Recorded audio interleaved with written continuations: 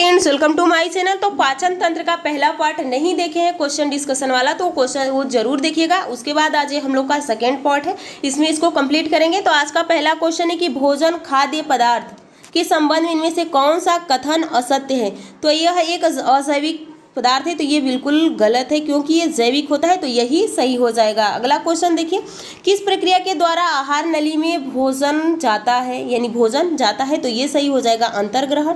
भोजन नली की दीवारों के संकुचन और परासरण की गति को क्रमाकुंचन कहते हैं। अगला क्वेश्चन देखिए, अगला क्वेश्चन क्या कहा गया, निम्न में से कौन मानव आहार नली का भाग नहीं है। तो जो ये आप लोग का वाई कोशिका होती है, यह आहार नल का भाग नहीं है। लार में एंजाइम होता है, तो लार में एमाइलेज होता है।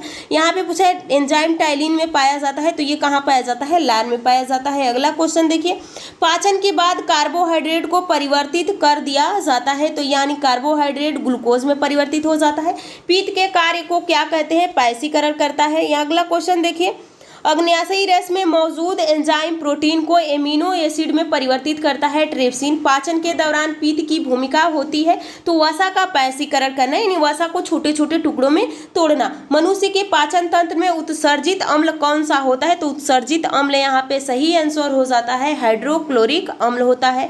भोजन के पाचन की प्रक्रिया के दौरान होने वाला ऊर्जा परिवर्तन के प्रकार बताइए। तो ये रासायनिक ऊर्जा से ऊष्मा ऊर्जा में बदल देता है।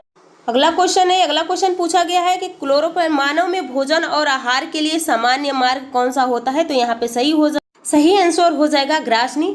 अगला क्वेश्चन देखिए, पाचन के लिए शाकाहारी की लंबी छोटी आंत की आवश्यकता होती है सेलुलोज पचाने के लिए।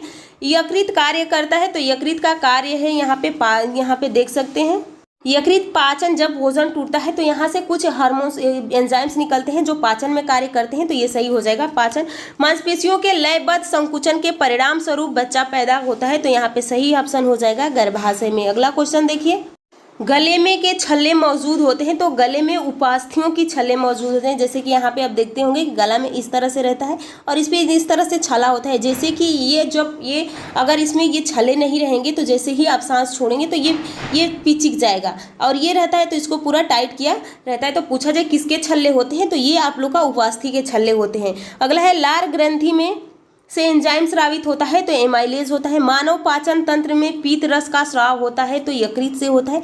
मानव शरीर में पाचन का अधिकांश भाग किस अंग में संपन्न होता है, तो छोटी आंत में। एंजाइम है, तो एंजाइम एक प्रकार की प्रोटीन है। निम्नलिखित में से कौन सा एंजाइम ग्लूकोज को एथेनॉल में परिवर्तित करने की प्रक्रिया प्रेरित करता है, तो यहाँ पे जाइमेज हो जाता है, जो ग्लूकोज को एथेनॉल यानी ग्लूकोज से C6H12O6 को यानी एल्कोहल इथेनॉल में बदल देता है। तो C2H5OH एल्कोहल, जैसे कि आप देख सकते हैं इसका फार्मूला होता है C6H12O6, इसको बदल देगा C2H5 और OH में। ये आप लोग का एल्कोहल हो गया, ये आप लोग का ग्लूकोज है। अगला क्वेश्चन है, और यहाँ पे ये कार्य करता है जाइमेज एंजाइम।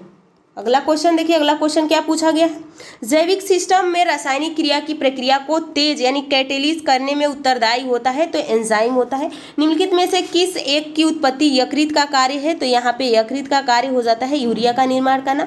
लिपिड्स का पाचन निम्नलिखित में से किस उपस्थिति में होता है, तो यहाँ पे आप देख सकते हैं ये जो हार्मोन्स होता है लाइपेज से होता है, ये आप लोग के अग्न्याशय से निकलता है। लाइपेज, एमाइलेज और ट्रिप्सिन। लाइपेज वसा को पचाएगा, एमाइलेज ये आप लोग कार्बोहाइड्रेट का, या ट्रिप्सिन प्रोटीन को पचाएगा।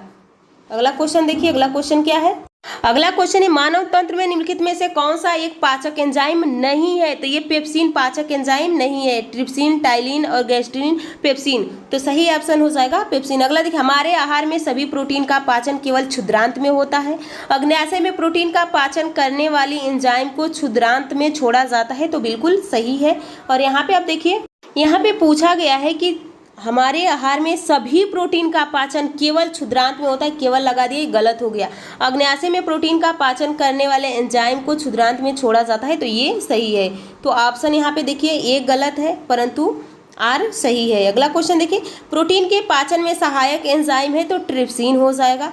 स्टार्च को जल अपघटन से ग्लूकोज बनाने वाला एंजाइम होता है, तो एमाइलेज होता है। मनुष्य में पाचन क्रिया कहाँ प्रारंभ होती है, तो यहाँ पे कहाँ से प्रारंभ हो जाती है, मुख से ही पाचन क्रिया प्रारंभ हो जाती है। दुग्ध प्रोटीन को पचाने वाला एंजाइम है, तो रेनिन हो जाएगा। अगला क्वेश्चन देखिए, अगला क्वेश्चन क्या पूछा गया है, लार में कौन सा एंजाइम पाया जाता है? तो लार में आप लोग का टैलिन एंजाइम पाया जाता है। निम्नलिखित में से वह अंग कौन सा है जो मानव शरीर में ग्लाइकोजन के रूप में कार्बोहाइड्रेट को जमा करता है? तो लीवर हो जाएगा।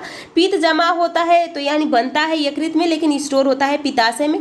कौन से परिवर्तन में एंजाइम ट्रिप्सिन उत्प्रेरक का कार्य करती है? तो यहाँ पे प्रोटीन को अमीनो अम्ल में बदलने में। मानव शरीर में पुच्छ कौन सी संरचना से संगलन होता है? तो ये यहाँ पे बृहदंत से यानी बड़ी आंत से जुड़ा होता है। मानव शरीर में क्षुद्रांत की 3 संरचनाएं, भाग की लंबाई कौन सी ह्रासमान क्रम है?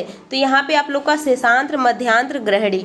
अगला देखिए, निम्नलिखित में से कौन सा आहार मानव शरीर में नए ऊतकों की वृद्धि के लिए पोषक तत्व प्रदान करता है? तो पनीर। मनुष्य के जीवन